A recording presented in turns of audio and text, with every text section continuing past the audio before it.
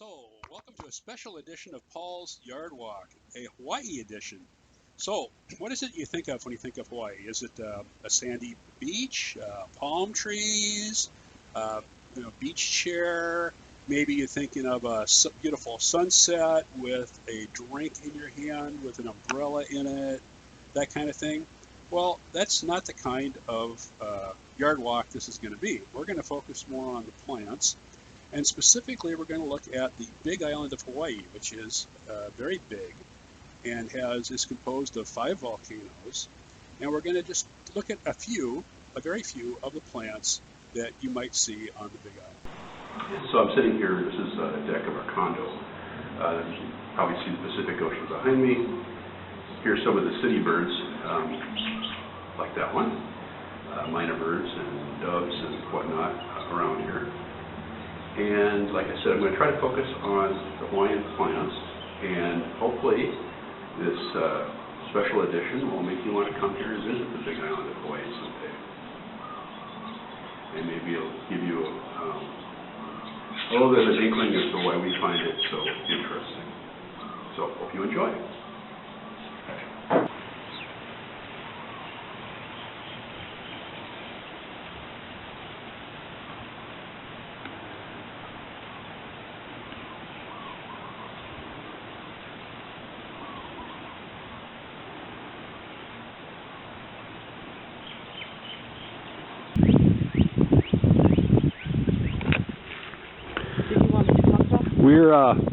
We're on the side of Hualalai Mountain, in what is commonly called a cloud forest, I believe. And we've stopped here briefly to look at a particular tree, the kukui nut.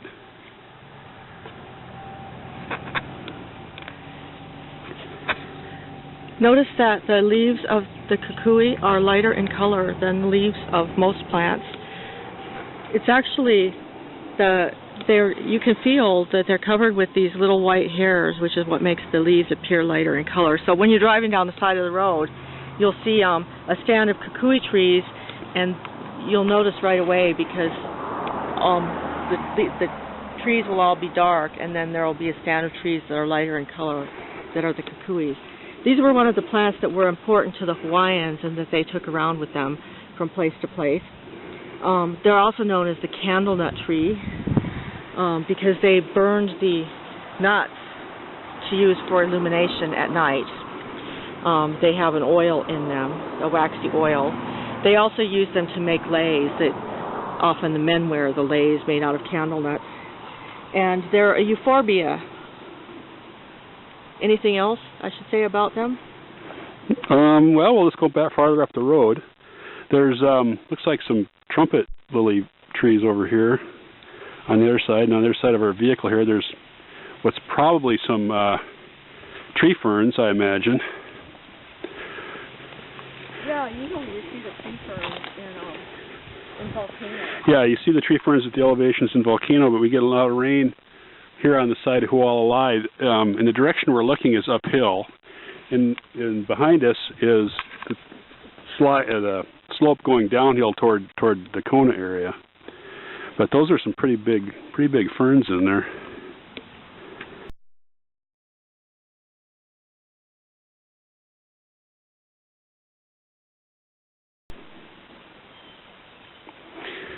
We stopped here along the road. We're looking at some ohia trees, and right now there's a sudden death syndrome which is been introduced to the island somehow, and it's hitting the ohia trees, and these look like they're kind of in trouble. They've got some black spot and some wilted leaves, and we're being careful not to touch them and therefore spread the disease to other trees in other parts of the island. So we're trying to not touch them or get them on our clothing. So that's why we're not getting any closer. But the ohia is endemic to Hawaii, which means it's found nowhere else in the world. There's the different kinds of plants. There's the native plants. There's 2 kinds. There's endemic and indigenous. And the difference, they both were plants that got here on their own. which meant they got to Hawaii either on the wind or inside or on a bird or in the water, and were able to naturalize here. And endemic means they evolved into something different than the original introduction. Indigenous means they're here, but you can find plants that are the same or almost exactly the same. The same species, other places. Other places. These are myrtle trees that are closely related to myrtle trees around the Pacific and Asia, but they're distinct. There are about 5 species of them throughout the state of Hawaii, and they are distinct from the myrtle trees in other parts of Asia and the Pacific. And they're the most common tree throughout the state of Hawaii, and they're an important tree. They're the state tree of Hawaii, and they were important to the Hawaiians, and the Hawaiians made stories in their mythology about the ohia trees.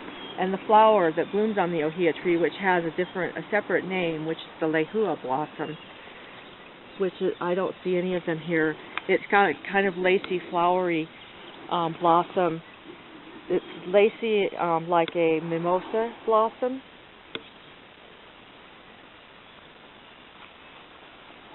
They come in red, pink, and yellow. The other type of plant would be introduced, which means people brought it.